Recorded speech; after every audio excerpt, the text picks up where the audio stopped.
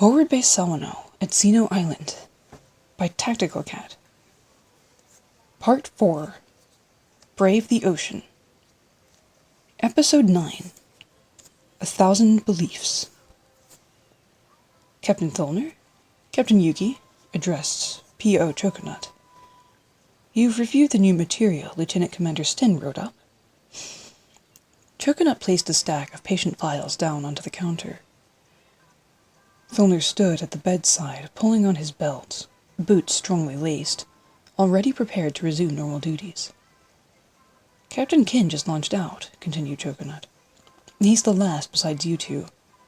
Remember, if you feel weak when you're out there, eat the supplement and drink more water.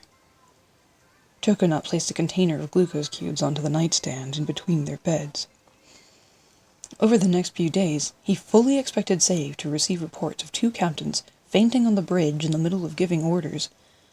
The sort of thing that happened when overzealous commanders and hilarious Commander Mikases demanded that sickbay return two anemic captains to active duty. Mika may have thought this sort of stuff made a great medical experiment, but he was genuinely concerned. For the record, Choconut insisted, I don't agree with sending you two out there on such short notice. But I heard the Fleet Admiral requested the jewels personally, so Admiral now couldn't refuse.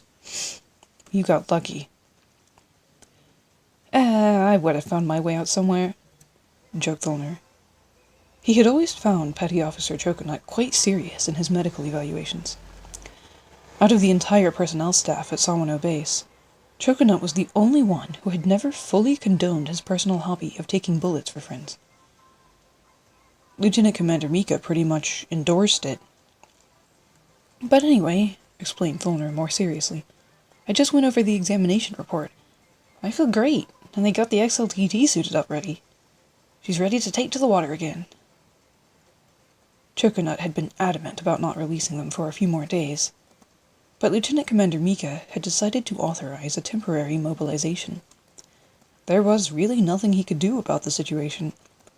Her authority and experience far outclassed his medical instinct, after all. And she knew the captains far better than any of the grunts at his level. If she thought they could do it... Actually, even if she didn't and was just sending them out there to see what would happen, there was probably some hidden logical foresight to defend her decision. My orders are to pass you, temporarily, on medical release, Choconut detailed carefully. But that's temporary and expires once you show up back on shore. There it was with the conditions again. I want to see both of you back here once you step foot on dock, first thing. Ain't gotta worry about me, Thulner replied cheerfully. I'll be back first thing, as long as nothing's blown up. Choconut nodded, satisfied with the assurance. That's good enough. Here, Sten delivered this just this morning. I suppose you'll want it. Choconut opened a briefcase and produced a large, circular crystalline core. Thulner smiled, listening to the familiar chime of Gravity Wall as he accepted it. Placing crystalline weapons into the hands of the captains was the final acknowledgement of their readiness. I have one for you too, Captain Yuki. He rummaged about the bag for a bit, at length producing the silk black hilt of CRYst-Alise. The conditions for you were even stricter. He turned his head to the right. There was a conspicuous lack of a Captain Yuki in the room. Breathing in inquisitively, he shook his head, crossed his arms, and tapped his foot. How did we... He glanced around the room, and then to Thulner. Lose a captain? Immediately, Thulner slung Gravity Wall across his back and hoisted up his pack. Don't ask me. I got no idea what's up with this, he declared, betraying the faintest fear that he knew where she might be. Senior Chief Annie released a long breath. They had been watching the ashes speed rhythmically back and forth in front of the dock entrance. As of yet, there had been no urgent messages reporting issues with Sten's design or their implementation of them, so her doubts about how well the engine would hold up at speed had been allayed. The final test, was whether or not the purification plant that desalinated the ocean water would work. But since Captain Toby had yet to complain, she could only assume everything was running as smoothly as it was over here. With the finishing pieces lowering into place on the deck of the Sawano, the augural silence of the ashes cast its fond approval upon their work. As far as she was concerned, these jewels were genuine members of the team. From the first day when Captain Thulner had watched her weld 2 plates while hanging upside down off a precarious rail, until now, where she had ended up heading Lieutenant Armin's team, the jewels had been a steady, grey backdrop against the frenzy of rising ranks and changing stations. How many tours had they been through by now? How many wrecks had the captains thrust into her lap, only for her to reshape them each time into something stronger or faster, or, sometimes, just plain weirder. She leaned back to admire the curve of the prow of the XLTT and the Sawano, both now outlined in dense electric coils. Yeah, this time they had just gotten weirder. "Feeling a little sentimental today?" commented the chief engineer, Armin. She scowled at him. "No way. What are you talking about?" she retorted. He laughed heartily. "You here to watch them ship out too?" "Yeah," he replied. "These guys are just about your life's work at this point. It's amazing you've always ended up wherever they went. Like the red thread or something." She squinted. That may not have been an accident. There most certainly had not been badgering of the admiral on Captain Thulner's part to get his favorite team stationed to the jewels when the war began, and she most certainly had not managed to convince the other captains to support the request as well. "But besides that," continued Armin, well, have you looked at the sea lately?" She stood up and peered off the side of the deck into the water. There were strains of green painting the surface, an unmistakably familiar puke green. She looked back at Armin with shock splattered across her face. Now that she considered it, the ashes had yet to make its timely pass recently. "Any luck, Thulner?" inquired Admiral Now over the comms. "She must have left her comms behind. No answer so far." "Nothing yet," replied Captain Thulner. "But I've one last idea. She's got to be here, I'm sure of it." "Once you find her," responded Now, "go ahead and set out when you get back. Lieutenant Commander Armin reported that the jewels are finished, and Kitten's heading out already. You guys should get used to the new tech before we have to engage with it." "Got it," acknowledged Thulner. "I'll be sure to drag Yuki-san back with me, too." "Good. I've had Commander Irvin relay coordinates to your crew," explained Now. "That'll be your heading. I'll brief everyone once you're out there. Fair winds." The Admiral signed off, the void left by his absence, freeing the deep silence of the eastern halls that wrapped about the bones like a ribbon. Thulner had been making his way toward the surface exit at the east end of Sawano Base, beneath which the docks were buried. The moist winds carried the warmth of the tropics from the east up across the gentle slope of Xeno Island, where they often cooled and deposited fog at night. The salty air was kind up here, if not a little cool this early in the year, and he had the sense that Captain Yuki would be the only one to deliberately seek out a cold, salty breeze for the fun of it. If she wasn't here, Dio was not going to enjoy the rest of his day on the brig. Thulner made straight for the stream that cut through the middle of the island, ears picking up the soft splash of lightly labored breaths as he crested the hill. Xeno Island's singular stream rumbled by, grasses rustling in the wind, and far away on the opposite horizon, battle was circling in like an incoming cyclone still far offshore. Stopping short at the peak, he waited and watched, hands crossed, hair stirred by the wind. A dark wooden sword split through the moisture in the air, leaving trails in its wake. The movements were intentional, but jagged, like a mortified dance of apology. "Thought I'd find you here," said Thulner.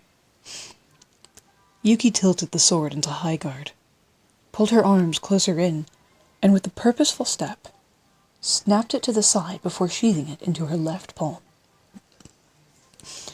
At length she turned to face Thulner, taut core pulsing with elevated breaths, sharp eyes squinting against the silky sunrays.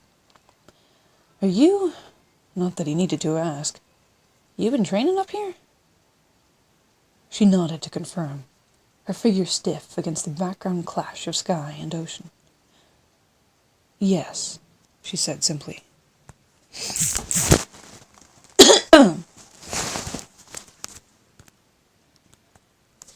"I ain't about to tell you you shouldn't be training," he offered. She seemed to appreciate the sentiment. "But if you're going to do so anyway, why not use a real sword?" He produced the hilt of CRYst-Alise from a coat pocket and flung it towards her.